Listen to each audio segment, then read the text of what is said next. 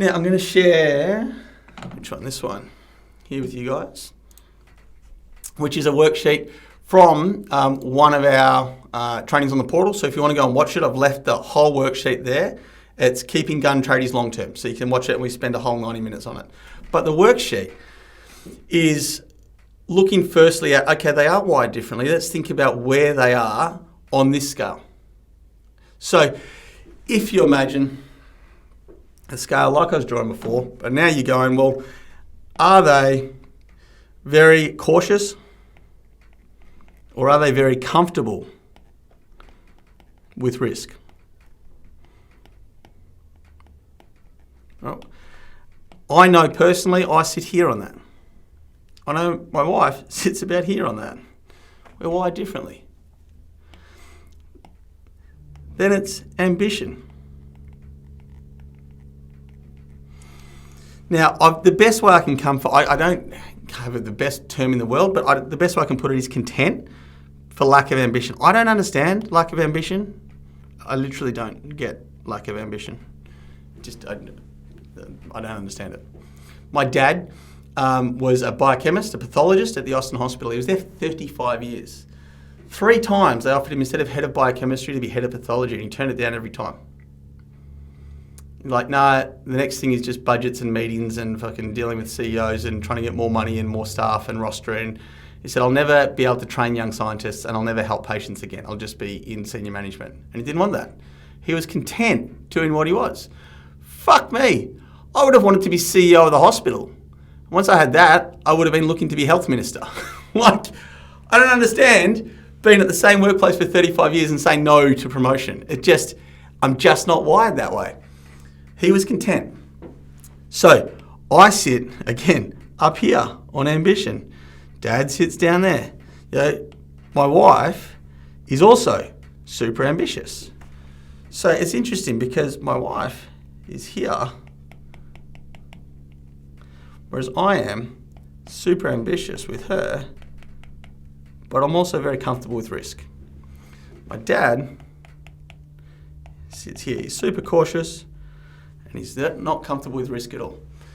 Now, there is a place for all of these people in your organisation. You know, we've labelled them here.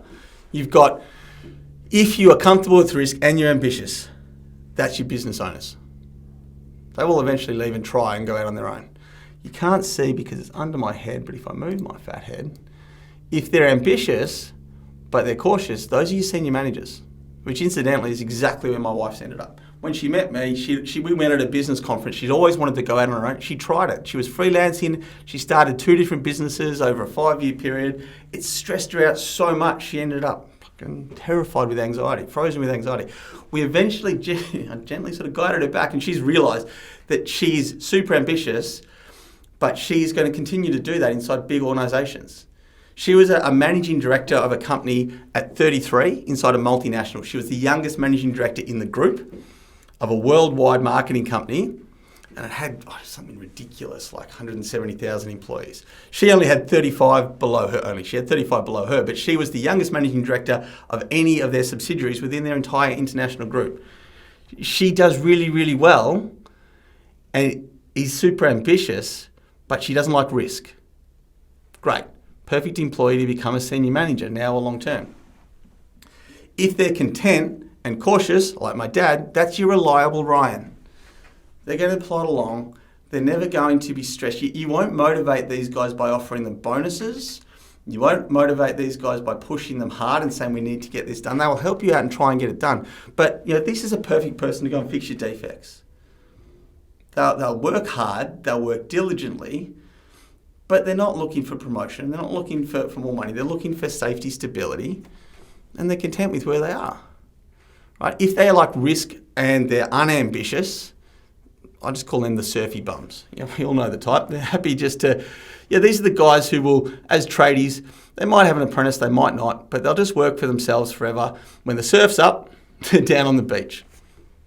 The rest of the time, sure, they're at work, but they'll get it done. It doesn't matter if I'm happy making what I'm making. I don't need to make more. It's all right.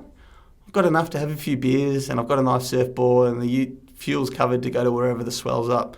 I like the risk of coming right in beside the freaking reef and risking life and limb. That thrills me, but I don't need to take over the world.